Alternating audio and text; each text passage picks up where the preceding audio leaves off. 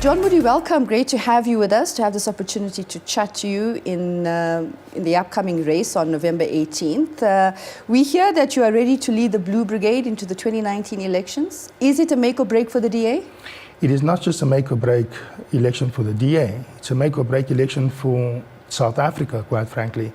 And yes, I'm more than ready to continue to lead the Blue Brigade, as you've put it, to the 2019 elections, just as I have done in 2012 and in 2014, 2016. Sure. Despite the gains made by the DA in the recent municipal elections, many people still believe that it's a long road to victory for the DA come 2019. The ANC still has a lot of support in rural communities. What are your thoughts? Well, that is true, but Gauteng is less of a rural province. We are a very urban province. And this strategy hasn't started just the other day. It is something that my team and I put together as early as 2006 already. And we have worked progressively from one election to the next, gaining that momentum towards the ultimate goal, which is 2019, for us to take the province in this election, leading up to the 2021 and 2024 elections. Now, as politicians, we are focused upon one election to the next because it's about gaining momentum. And that momentum has just picked up.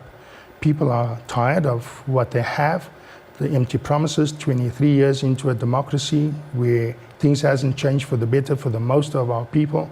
Poverty and unemployment still continues to oppress our people. And I believe that the time has come, given the shenanigans that we have in the political sphere, that we do not have the latitude of time for another 5 years under an ANC government, not at all.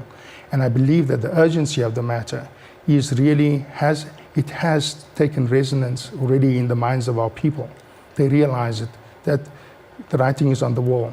This 2019 election is not just for us anymore to go for Gauteng, but it is to go for an outright majority in Gauteng, and then of course across the country for us as a party to put every effort into removing the ANC from the union buildings as well. So it is not just a battle for Gauteng. Gauteng is indeed the spearhead of the DA campaign. This is where we are the biggest. And it is for that reason too, that as early as 2012, 2010 in fact, I was asking that we need to move a huge section of the operations of our federal head office, our national operations teams, up to Gauteng, because this is in fact the new frontier. This is where the heartthrob of not just our economy, but also of politics happens in Gauteng. And Gauteng is the catalyst for change towards, into the future. You've called Gauteng the battleground for the DA. In fact, you've been pushing for the move of office to Johannesburg. Is there any progress being made? Yes, there has. The party has seen the value of what I've been proposing for a long while. They have seen the success of implementation of plans in terms of our voter turnout and the successes that we have achieved.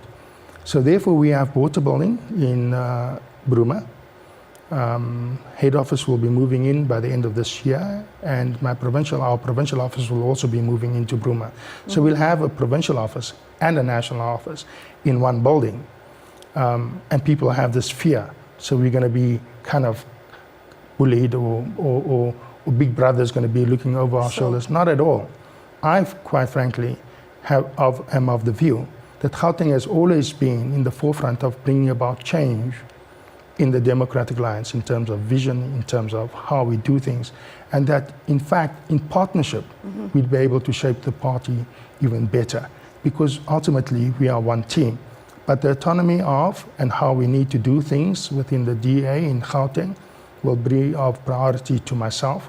And in fact what we try and do is influence FHO, Federal Head Office, the operations that will be up here, for us to assist our smaller provinces such as Mpumalanga, Limpopo, Northwest and the Free State, because ultimately we all have to work hard for us to achieve that goal of taking not just Gauteng in 2019, but also marching to the union buildings.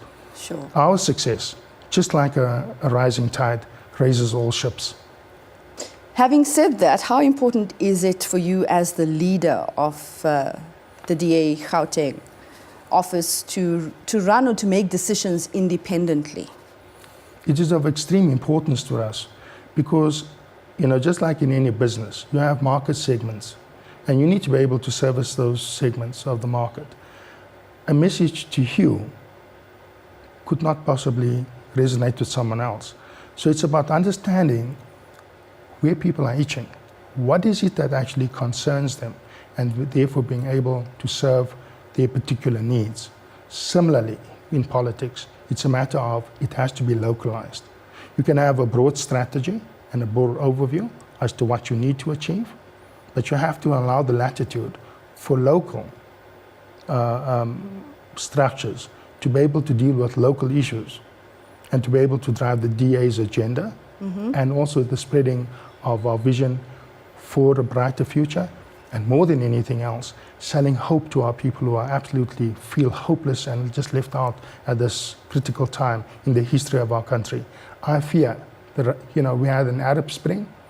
I fear that we can have a South African Spring because of the huge amount of youth, especially that are unemployed, that have no future, that feel absolutely hopeless and useless. What is it for me? I would love to start a family. I'd love to be able to provide. How do I do that if I do not have a stable job? How do I add value to society if I'm not involved in the economy, an ever-shrinking economy?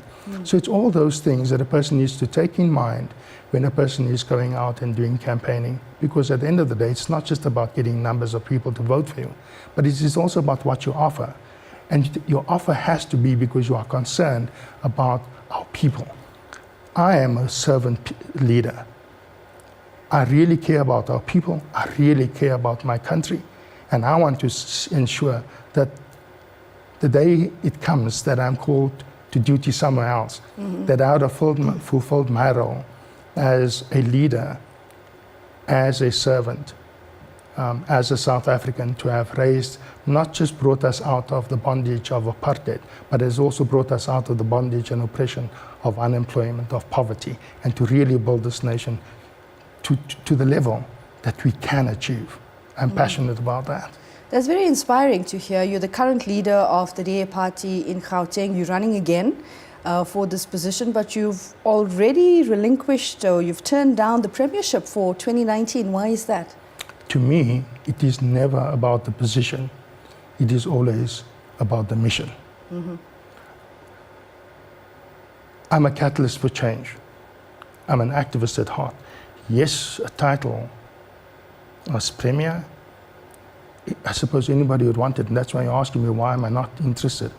To me, the Premier candidate is going to be the face of the party, but the nuts and bolts of getting things done, of enthusing our activists, our politicians, the support staff that we have, that machinery is of extreme importance for us to be able to achieve an objective and a goal. And if you're nominated somewhere down the line for Premiership, or if you're asked by your party leader, should you win this election? I don't believe there's anybody better suited at this moment in time, given the momentum and given my involvement in the structures, given my leadership style. I'm there at the coalface, but at the same time also have the ability to understand what my responsibility is, that I have oversight of the whole province, and ultimately I take accountability for it. But I do delegate authority. I honestly do, because I cannot do it alone. But I'm a hands-on type of person. I have my dashboard in front of me. I'm a systems-driven person, and I'm able to see where there are glitches and hitches, and where I need to go, and that personal touch to go and unblock. When you're out there in the field, and that is where I cut my political teeth, out in the field, right there at the coalface, where our activists actually feel the hostility and the threats and the intimidation that takes place. There's nothing better for them to be enthused and to be motivated as to when they turn around and look and see the leader is not just behind us, but here in front of us and with us to drive and achieve our objectives. Sure. Because this is going to be a difficult task for us ahead. The ANC is not going to lose without a fight. And my fear is we're in Africa, and violence is a possibility, and we need to mitigate against that too. Sure. You were once an ANC supporter, were you not? I was Remind a us trade- why you changed ship. Remind us of that. I shall definitely do so. My parents weren't politicians, but they knew what apartheid has done to them. My mom was a white woman, my dad, a colored man, and they were ostracized from both sides. So we felt apartheid from a very young age, and the degradation that goes with it as a human being. And wat was our, waar was my toevlug gewees? Where was my refuge? How do I contribute to fighting this evil system? Of course, it was through the ANC. But I had a mentor, Don Matera. It was not ANC, it was PAC. And I grew up under his influence. And that man inspired me and said, John, the only way to change South Africa would be for you to be focused upon building a better society, not about destroying. So you go after the system, you dismantle and destroy the system, but in the process, you need to build a better South Africa. Mm-hmm. So I'm of the class of 1976. I was a student activist, very instrumental in this, in CJ Botha High School in Bosman, for us to mobilize. I know what detention is about. And then when I went to school, from school, I went, after matriculating, I had to go and seek a job to support my family. I come from a huge family. My dad was a blue-collar worker, and he had just taken ill. So I became a I got a job in the city of Johannesburg, and I became a trade unionist because I'm an activist by heart. Mm-hmm. And of course, became part of the growth of SAMO.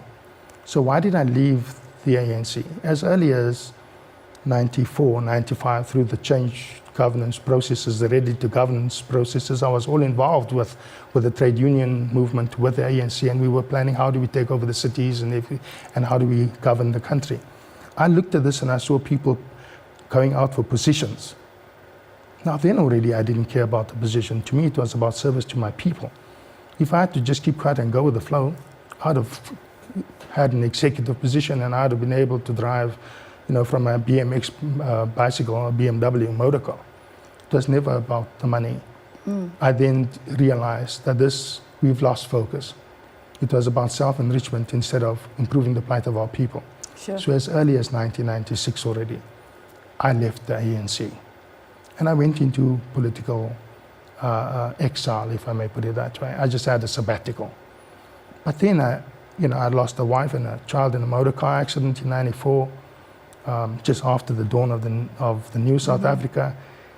And my life changed as well, even in terms of my politics. And I started my own little business and so on. But then I realized this is not it. I can't stand here on the wayside and make money. And whilst I see our country going backwards, I was then approached by Tony Leon, and who I've learned to know when we were sitting on opposite sides of the bench, as me as a trade unionist in bargaining council and so on, and the mutual respect and understanding developed there. And I joined the Democratic Party then. And I worked my way up through the ranks. I wasn't just parachuted in. I became a chairperson, just an activist, chairperson of a branch, became a ward councillor for Ward 17, 2000, became the leader of the caucus in the city of Johannesburg, then became a deputy regional chair, and then became a member of the provincial legislature, then became the chairperson of the province, and later on became the leader of the province. So I have transcended, and it is always to me, as I say, about being of service to my people. Well, thank you so much for sharing your story with us. It's election time. You are one of the candidates running for the leadership position again for the DA in Gauteng. It usually gets ugly or tense, even within parties during election time. How would you describe the climate at the moment within the party? Look, I think I'm not a baby, okay, and I understand the dynamics of politics. And sometimes internal elections can be more bruising than the external one. Yeah. There's a saying that goes that when you're involved in politics, you are going to get dirtied. But you have the option of remaining clean. I fight my politics very clean. I live by a credo that I do unto others what I'd like others to do unto me.